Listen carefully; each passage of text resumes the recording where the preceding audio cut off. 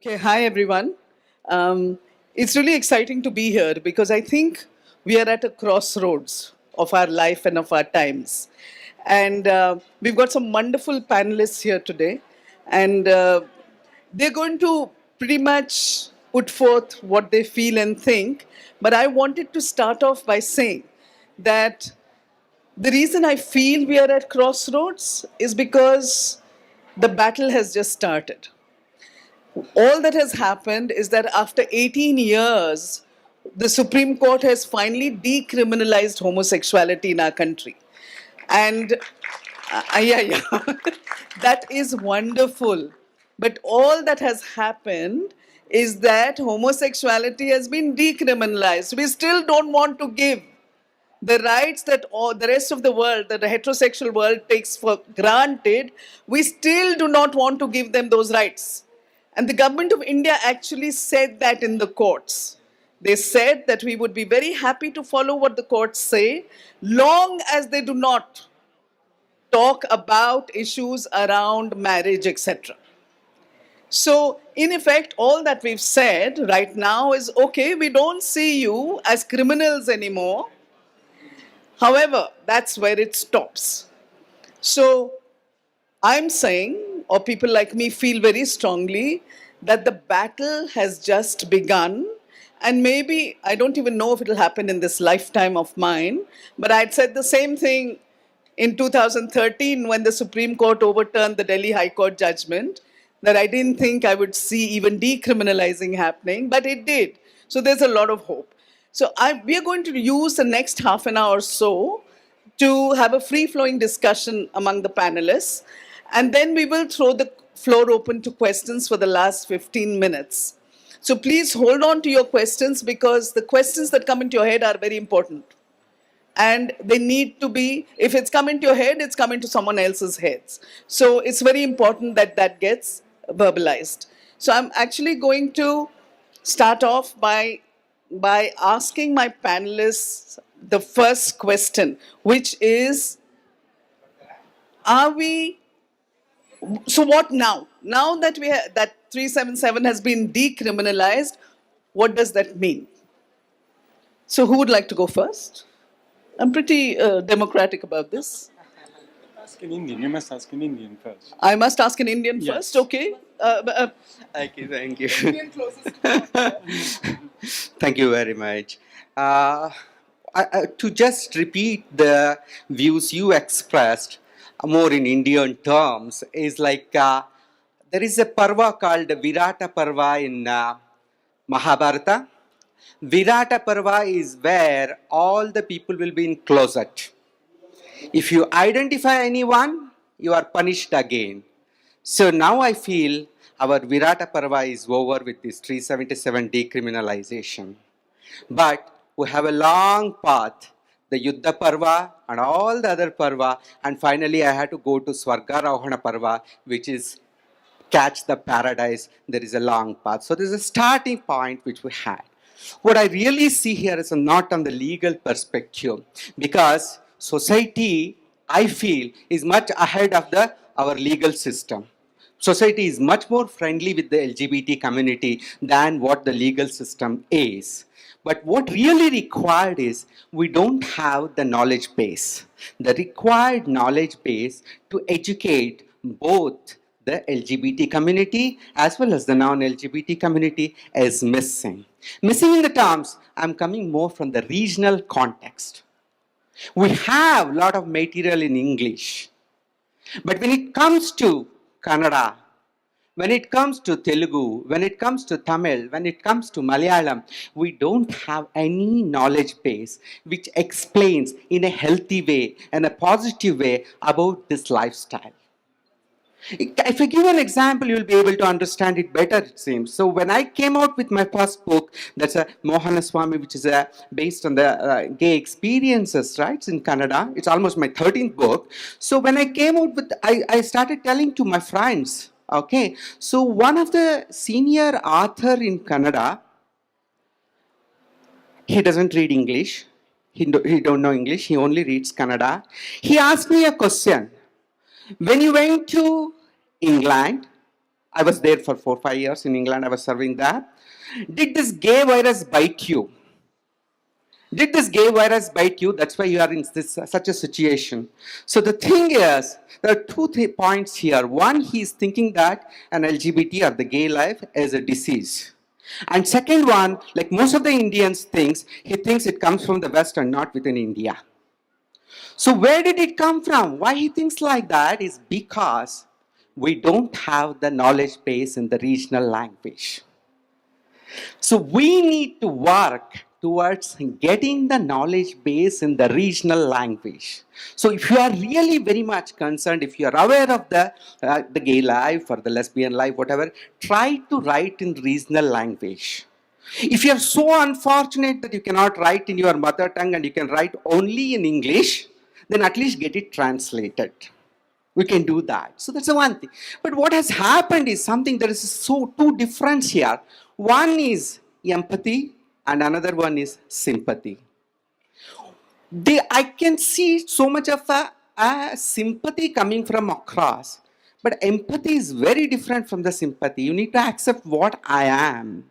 So I'll just give an example of that and I'll pass it on to someone else here. I was like in my apartment actually. So I live in a big apartment, a multi-story apartment. So where somehow for some reason one housewife got attracted towards me and she started liking me. She started sending me various messages, lived messages and all. My husband is not there at home. Why don't you come? So shall we go to movie? That kind of. So I was very worried. First thing is I'm not so much attracted to a man, and also I felt it's not correct. Looking at these Me Too events, it's not right to go. So then I kept quiet, and finally I wanted to see like what do I do? Like at that time in 2013, my book came, Mohan Swami came, and everywhere, and even in the English papers, my interview came, and I openly accepted my sexuality.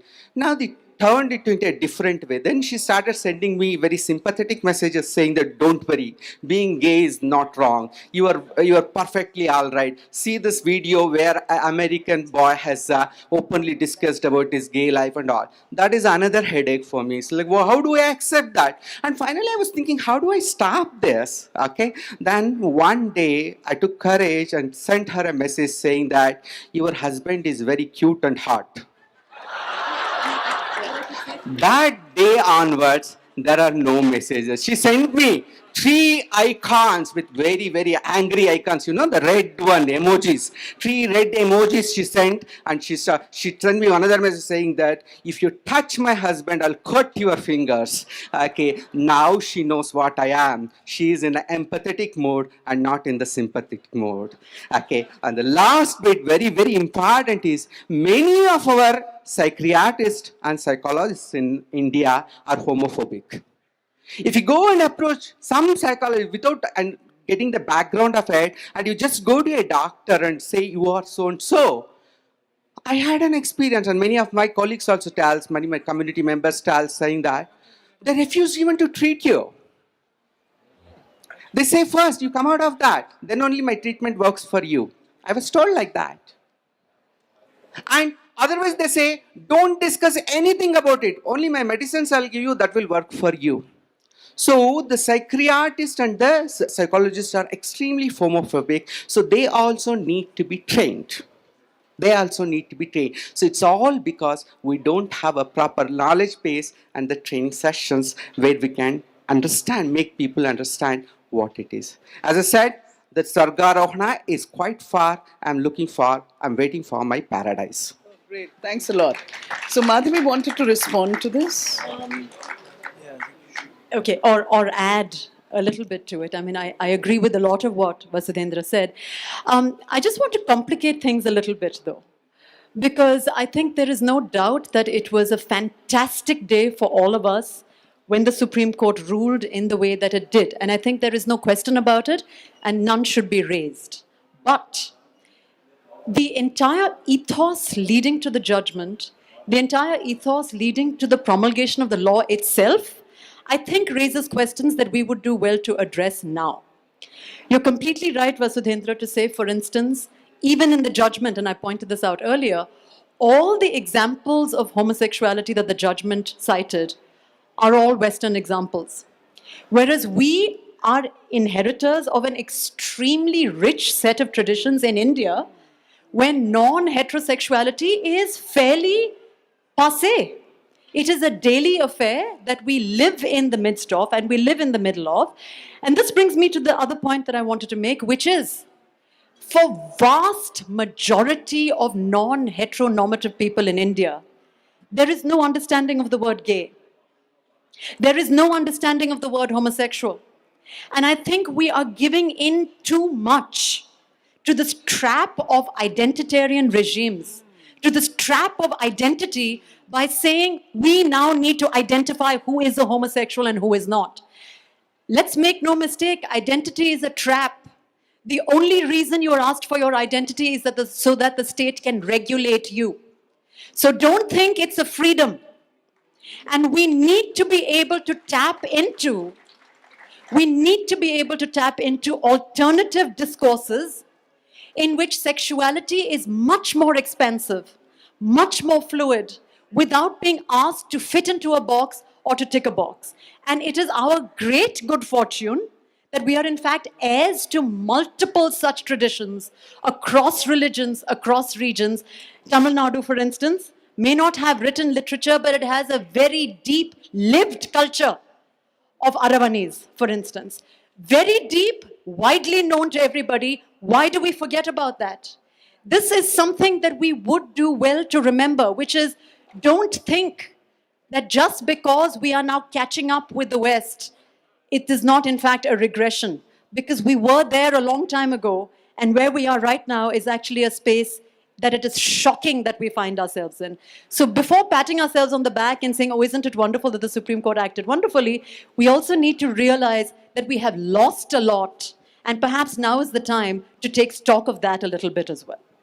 Okay, thanks, Madhavi. I think that was an interesting point, but something that I totally don't agree with, because I feel that yes, homosexuality at one level is very accepted in our culture, male homosexuality in our culture, long as it is not an issue of rights. And the moment we start talking about equality and rights, that's when it becomes an issue. This whole thing of empathy, sympathy, huge issue. It opens up another debate. But I really do think it's when we start looking at rights, that's when the pushback happens and will happen. So, of course, and we will come back to that. So, Robert, if you would like to say a few words about how you view this issue. Goodness gracious me, it's very difficult for me to know what to say because the previous speakers were so eloquent. I see things rather differently. I live in Tasmania, in Australia, where homosexuality became legal about 18 years ago, I think. It made absolutely no difference whatsoever. Zero. The only difference would be that it stopped certain policemen probably arresting certain gay men they found in public lavatories. Otherwise, no difference. The fact is, Australians couldn't give a flying duck. Whether you are gay or bi or stand on your head in a green bucket in the corner all day singing Albanian folk songs, no one cares. A lot of gay people think other people care, but in Australia, maybe they care in India, no one cares. We care whether you chop trees down or not, whether you kill dolphins or not. No one cares if you're gay except uneducated people in small rural communities. I think what matters is that you change the narrative. You already have in India wonderful narratives that we do not have. As a Christian country, Australia believes, as do Muslim countries, as does Israel, the countries with desert religions, that there is right and there is wrong. This is very important to Christians, Jews, and Muslims. There is right and there is wrong. Hinduism is very different. And that's your great advantage. And you should hold on to it. And it's much more important than changing the law about who gets put in prison for 7 days or not. Although that is very good. That's what I think. I think the important thing is to change the narrative of what it means to be a man and what it means to be a woman. And that will take you 100 years. Well, oh my God, thank you very much. Yeah, because it already took us over 100 years to get here, by the way. Yeah. So, Aatish? I'll say I think of myself as almost a kind of sexual refugee of sorts. I was living in India when it had been recriminalized, and the situation of my life sort of coincided with leaving around the time of the Modi election and meeting my husband, who's a tall white man from Tennessee, also from a part of the world that's in many ways as restrictive as the societies we find here, and witnessed Obergefell, which was the judgment that made it possible for marriage to be recognized all over the United States. And I have to say that I felt it as an immense, immense protection, an immense freedom. I remember going, for instance, for Christmas to Tennessee, and Ryan's mother had almost had as much resistance as mine in India. His grandmother they were Baptists, very, very Christian, very religious. And I remember that first instance where he was with his whole family. And he said to me, it's the first time that my worldview has been unified. It's the first time that I haven't lived a kind of pocketed life in New York and had to live a different life in Tennessee. And to see that kind of leveling out of those different moralities. And in a place like India where morality is set at so many different speeds, it was very, very moving and very powerful for me. And coming back to what you said about marriage, I've just felt it in very hard practical ways. In that time after Obergefell, there's been the coming of Trump and the dialing back of immigration freedoms and of certain pressures upon any group that's in any form of minority, whether they be racial or sexual. And I cling to the fact that there's a country where laws are written and there are protections that are written, and that those protections will come into effect to stop anything that might happen to what Ryan and I have.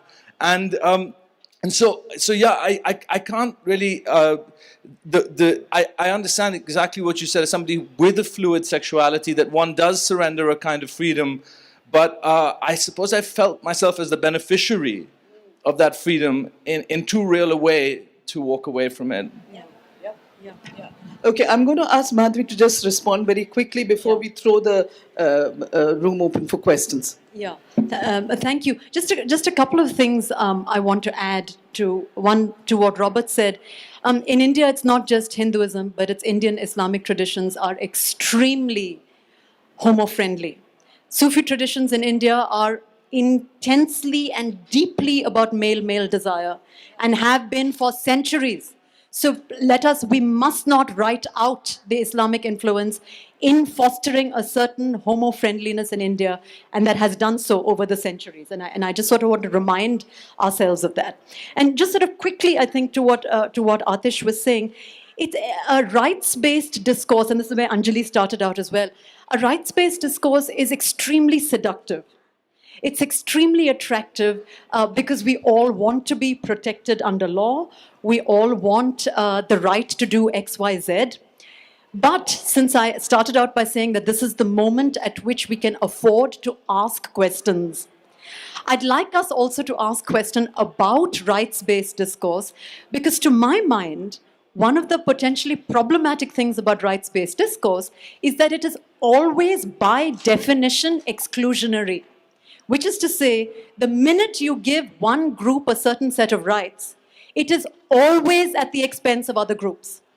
So for instance, and this is just a small example, when the 377 judgment was pronounced and the Supreme Court read down Section 377, they said this is only about sex between consenting adults. It is not, for instance, about bestiality, which is part of the law. So now if you're ever caught practicing bestiality, you are still outside the rights-based discourse. So this is not to say bestiality is right or wrong or moral or immoral or whatever it is. It is just to be aware that whenever we shut the door behind us, we are always shutting other people out. And so for me, that becomes problematic because I look forward to the day when there's a law that says, so long as you're not hurting anybody, have sex with whoever the hell you want, without being told by the government who you can or cannot have sex with, who you can or cannot desire, and therefore what desires are allowed and not allowed. So to me, violence seems to be the bottom line. If you're not being violent, go for it. Yes. But I don't think any law will do that anytime soon. But I think I'd just like to come in there, Madhavi, because when we asked for a reading down of the law, because there was no POCSO, and because our rape laws are not gender neutral, because male on male rapes, we still need Section 377. Sex violation of animals, and that can never be consensual because an animal cannot consent to you. So no, it's an animal. I know. I work on animal rights. I am now dedicated my life to animals. I know that animals cannot consent We to really sex with shouldn't a be human talking being. about animals. So no, absolutely no. We're talking about 377. Yeah, but let's not bring animals when But that into was this. just an example. that was an example. So I just want to clarify that when we look at a law like 377, it cannot be completely in black and white because of the way the law is written. And therefore, when we're looking at consent and desire and all of that, it becomes very important that we always keep that at the back of our minds. That's all I had to say.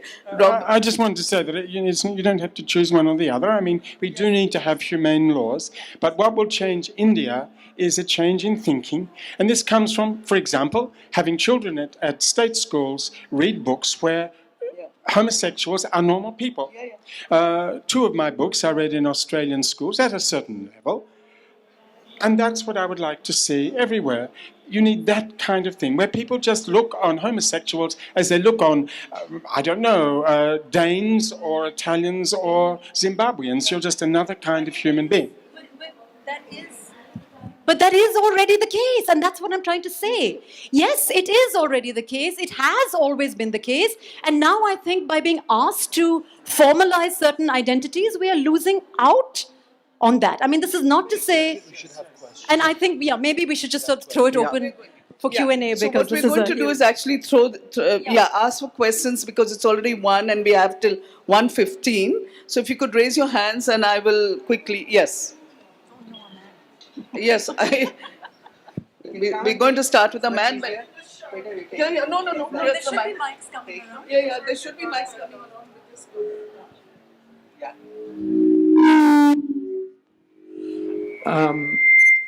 Sorry.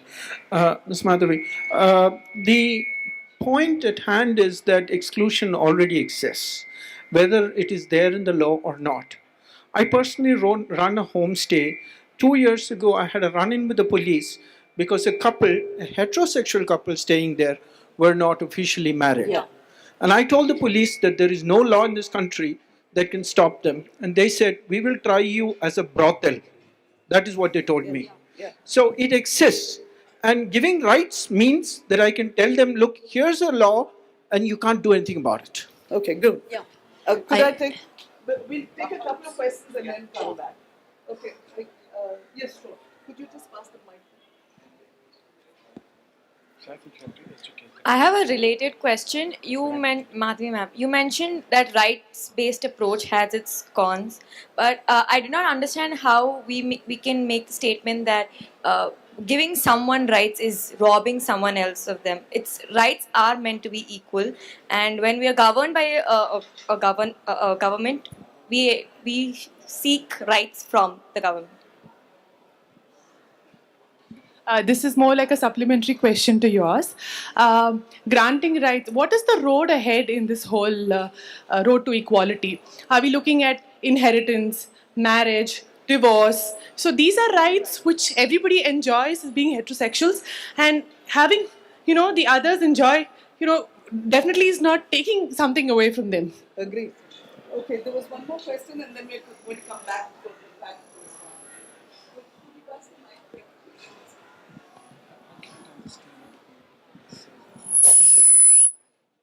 Hello, yeah, this is a question to Aatish. So you said that the morality in India is of different speeds. So do you think there is a possibility that we can bring it all up to a same speed where it comes to an equal platform? That's my question.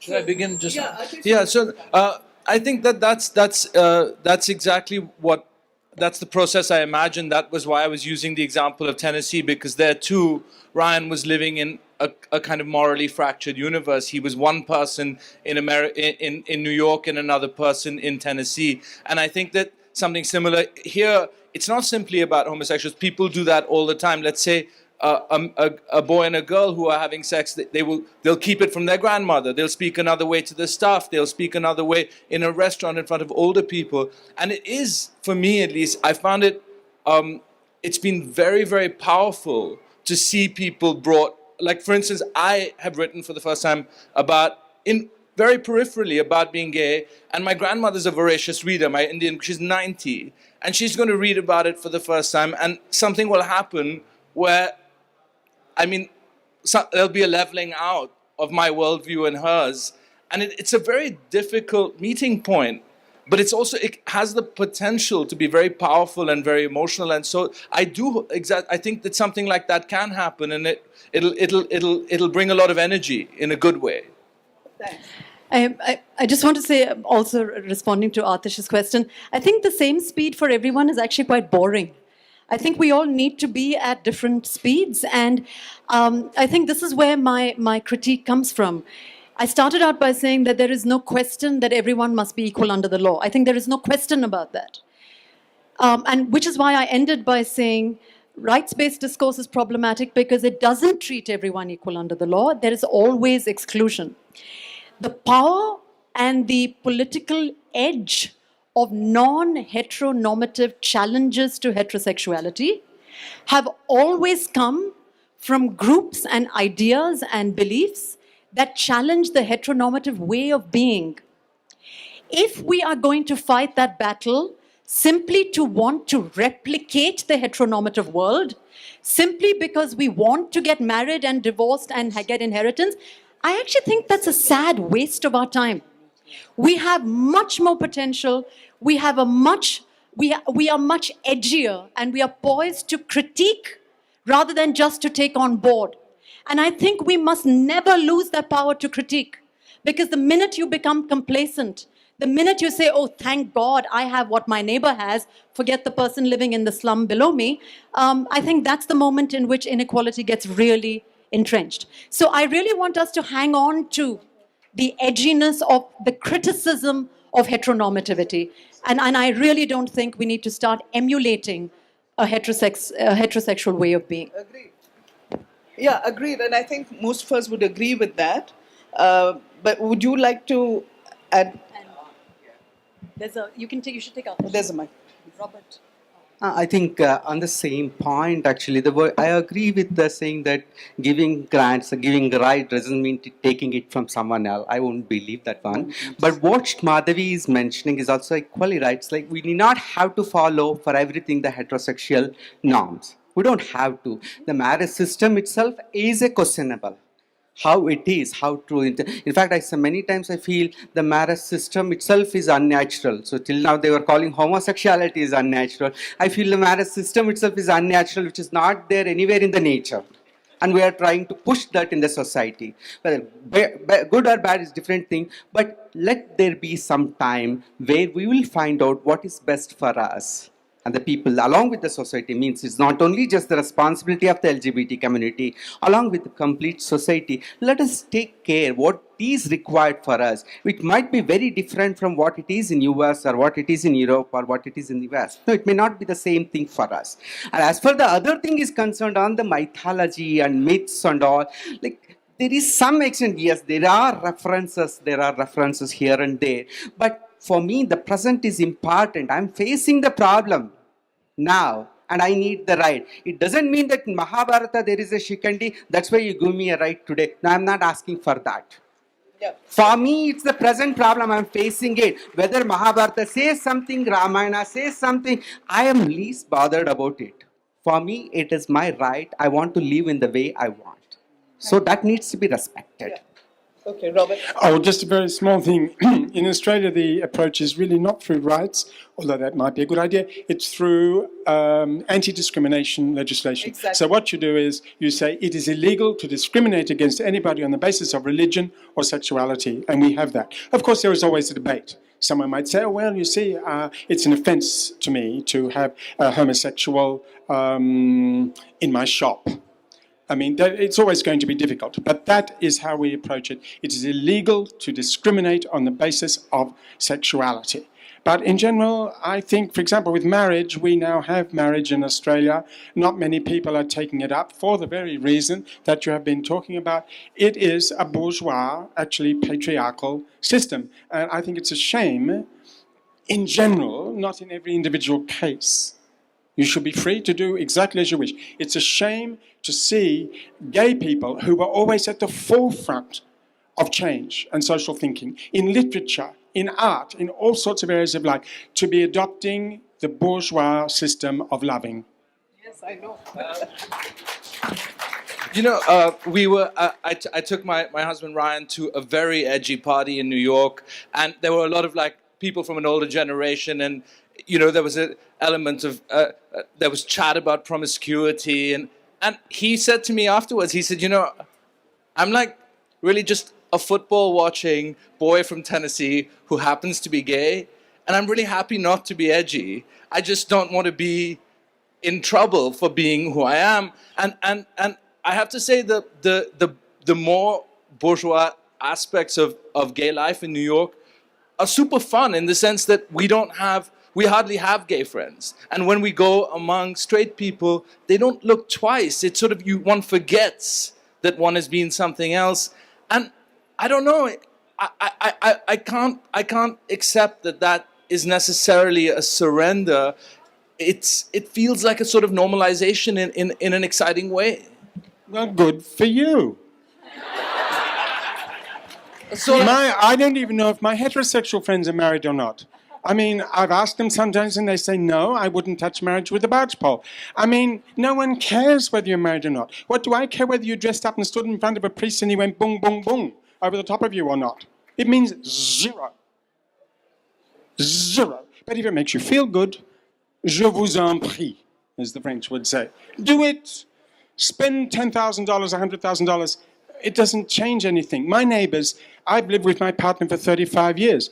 My neighbors couldn't care less whether we've gone and got married or not. I've been married to a woman. There is zero difference between being married with a priest going boom, boom, boom, and living with a man and with no priest going boom, boom, boom. No difference. Zero. I can't replicate Robert's sound effects, of course, which will have to stand on their own. But I just want to maybe, as one of the last comments, say something that was said by a resident of Bangalore, a famous resident of Bangalore since we're here. Shakuntala Devi, all of you know of her. She's a mathematical genius. What hardly any of you would know is that she wrote a book called The World of Homosexuals. To my mind, a brilliant book, but of course no one knows this about her. But she has at the very beginning a comment that I find extremely moving, where she says in India, heterosexuality is much more policed than homosexuality. Policed than homosexuality. And that is one of, to go back to what Vasudhendra was saying, that's one of the things we need to keep in mind as we start asking ourselves difficult questions. Now that the Supreme Court order is here, and hooray for that, we owe it to ourselves to ask ourselves these questions about what these matters of identity, difference, similarity, history, tradition, modernity, let's not take these for granted. And let's actually ask some of these questions that we like to usually sweep under the carpet.